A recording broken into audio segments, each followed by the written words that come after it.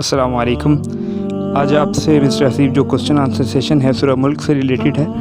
सूरह मुल्क की इब्तदाई आयत में अल्लाह रब्बुल इज़्ज़त ने इंसान की तख्लीक का मकसद बताया है। ज़मीन और आसमान अल्लाह ताला ने पैदा किए हैं और ये पूरी सूरत अल्लाह की बादशाह से रिलेट करती है। तो सबसे पहले जो मैं आपसे क्वेश्चन करना चाहूँगा, सूरह मुल्क की किसी सही हदीस में क्या फ़जीलत वारिद हुई है? सुनन नबी दाऊद की रवायत है, नबी करीम सल्लल्लाहु अलैहि वसल्लम ने फरमाया सूरत मुल्क की 30 आयत हैं और ये अपने पढ़ने वाले की तब तक सिफारिश करती है जब तक उसे बख्श ना दिया जाए। इब्तदाई आयत में अल्लाह रब्बुल इज़्ज़त ने इंसान की ज़िंदगी और मौत का मकसद बयान किया है। तो इंसान की ज़िंदगी और मौत ये अल्लाह के इख्तियार में है, तो इसका क्या मकसद है जो सूरह मुल्क की इब्तदाई आयत में अल्लाह ने बयान किया है? अल्लाह ताला ने सूरत मुल्क की आयत नंबर 2 में फरमाया है, अल्लज़ी खलक़ल मौत वल हयात लियब्लुवकुम अय्युकुम अहसनु अमला, यानी ज़िंदगी और मौत अल्लाह ताला की दी हुई है और अल्लाह ताला हमें आज़माना चाहते हैं कि कौन नेक अमल करता है। चलिए मिस्टर हसीब, आपसे तीसरा क्वेश्चन ये है कि अल्लाह रब्बुल इज़्ज़त ने सितारे की तख्लीक का मकसद बयान किया है सूरह मुल्क में।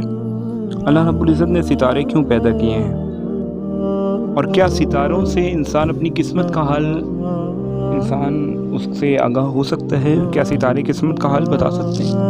अगर सितारे तकदीर बता सकते होते तो अल्लाह ताला ने कुरान मजीद में किसी न किसी आयत में ये जिक्र किया होता, लेकिन अल्लाह ताला ने कुरान मजीद में सितारों के 3 मकासद बयान किए हैं। पहला, सितारे आसमान की जीनत हैं, और दूसरा, सितारे हमें सिमत देते हैं, और तीसरा, सितारे जिन्नात को मारने का ज़रिया है। सूरह मुल्क में अल्लाह रब्बुल इज़्ज़त इरशाद फरमाते हैं कि जब जहन्नमी लोग जहन्नुम की तरफ जा रहे होंगे और उनको डाला जाएगा तो जहन्नुम की चीखों पुकार सुनेंगे। ये किस चीज़ की चीखों पुकार होगी? जब हम आग जलाते हैं तो आग अपनी एक आवाज़ रखती है, और दुनियावी आग के मुकाबले में जहन्नमी आग 69 दर्जे ज़्यादा होती है, और इसके बारे में मुफस्सिरीन के 2 अक़वाल हैं। और पहला ये कि या तो ये इस आग का शोर है, दूसरा ये कि या तो इस आग में जलने वाले लोगों का शोर है। और नबी करीम सल्लल्लाहु अलैहि वसल्लम ने फरमाया कि जहन्नुम की आग ने अल्लाह ताला से शिकवा किया है कि अल्लाह, ये आग की तपिश मुझे ही अंदर से अंदर खाए जा रही है। तो अल्लाह ताला ने जहन्नुम की आग को 2 सांस लेने की इजाज़त दी है। पहला सांस वो है जिससे हम गर्मी की शिद्दत महसूस करते हैं, और दूसरा सांस वो होता है जिससे हम सर्दी की शिद्दत महसूस करते हैं। The next question is that कि अल्लाह रब्बुल इज़्ज़त ने कुरान हकीम में इरशाद फरमाया है कि जब जहन्नमी जहन्नुम में जाएंगे तो जहन्नुम के दरोगे उनके साथ क्या बात करेंगे? उनकी कन्वर्सेशन अल्लाह ताला ने मेंशन की है सूरह मुल्क में। तो आपसे मेरा क्वेश्चन ये है, जहन्नुम की निगरानी के लिए अल्लाह ने कितने फ़रिश्तों को मुकर्रर किए और फ़रिश्ते जहन्नमियों से क्या सवाल करेंगे? अल्लाह ताला ने सूरत मुदस्सिर में फरमाया है अलैहा तिस्अता अशर कि अल्लाह ताला ने जहन्नुम में 19 दरोगे जहन्नुम की निगरानी यानी हिफाजत के लिए रखे हुए हैं। और जब जहन्नमी जहन्नुम में आएगा तो वो दरोगे उनसे सवाल करेंगे जहन्नुमी से कि क्या तुम्हें कोई डराने वाला नहीं आया था? तो उन्हें उस दिन हसरत हो रही होगी और वो कहेंगे कि हमें डराने वाला तो आया था, लेकिन हमने उनकी नसीहत पर अमल नहीं किया, उनकी बात नहीं मानी, और आज वो इसी वजह से जहन्नुम में हो। इससे हमें ये सबक हासिल होता है कि हमें हर नसीहत करने वाले की नसीहत पर अमल करना चाहिए। द नेक्स्ट क्वेश्चन, अल्लाह रब्बुल इज़्ज़त कहते हैं, अफ़मन यमशी मुकिब्बन अला वजही अहदा अम्मन यमशी सविय्यन अला सिरातिन मुस्तक़ीम।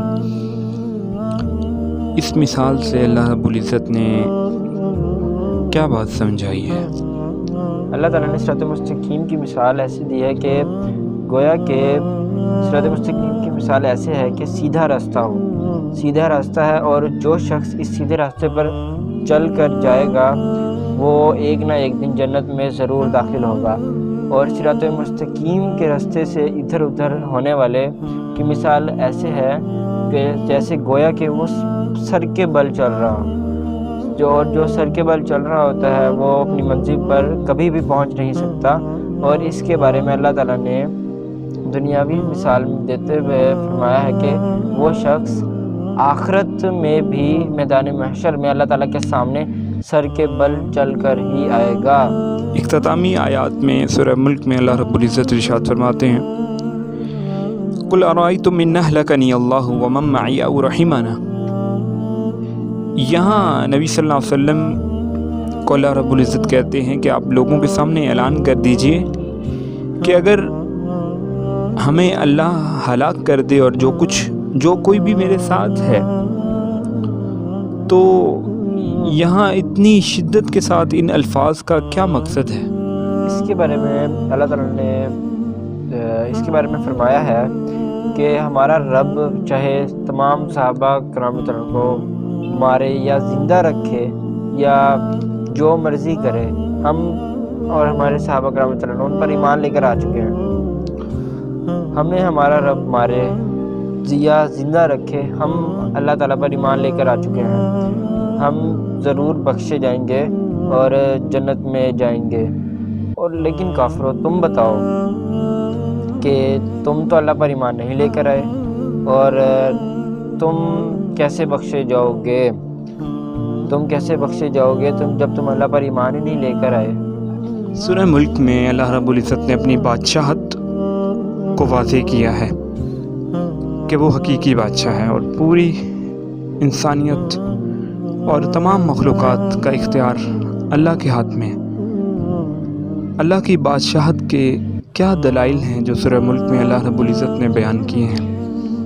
چند دلائل میں چاہتا ہوں کہ آپ ان کی نشاندہی کریں۔ سورۃ ملک میں اللہ تعالیٰ نے اپنی بادشاہت کو واضح کیا، اس کے بارے میں چند دلائل دیے ہیں کہ انسان کچھ بھی نہیں ہے اللہ تعالیٰ کے آگے۔ انسان اتنا کمزور ہے، یعنی کہ اس کے پاس اپنی موت کا بھی اختیار نہیں ہے، زندگی موت کا بھی اختیار بھی اللہ تعالیٰ کے پاس ہی ہے۔ انسان کا جب موت کا وقت ہوتا ہے، انسان اللہ تعالیٰ سے ایک مہلت کا بھی وقت اور نہیں لے سکتا، کہ ایک مہلت بھی نہیں، ایک تھوڑا سا وقت بھی نہیں لے سکتا رہنے کے لیے۔ اور دوسرا اللہ تعالیٰ نے اپنا دلیل دی ہے یہ آسمان کی۔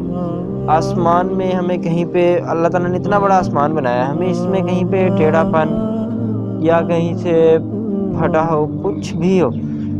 اور تیسری بات اللہ تعالیٰ نے ہمیں یہ کی ہے کہ یہ جو پرندے آسمان میں ہمیں اڑتے نظر آ رہے ہیں، انہیں کون تھامے ہوئے ہیں؟ انہیں بھی تو اللہ تعالیٰ ہی تھامے ہوئے ہیں۔ ان کے رزق کی ذمہ داری، تمام ذمہ داریاں ان کے اللہ تعالیٰ کے پاس ہیں، اللہ تعالیٰ کے سپرد ہیں۔ اور چوتھی بات اللہ تعالیٰ نے یہ کی ہے کہ یہ جو زمین ہے، زمین کو کون تھامے ہوئے؟ زمین میں اگر اللہ تعالیٰ گریویٹیشنل فورس نہ ڈالتے تو ہم کیسے چل سکتے تھے زمین پہ؟ اگر اللہ تعالیٰ چاہے تو ہمیں زمین میں دھسا سکتے ہیں۔ اور پانچویں بات اللہ تعالیٰ نے یہ کی ہے کہ یہ جو پانی ہے، جو ہم زمین سے پانی نکالتے ہیں موٹروں کے ذریعے، اگر اللہ تعالیٰ اس پانی کو زمین میں اور دھسا دے تو ہم صاف پانی کہاں سے لیں گے؟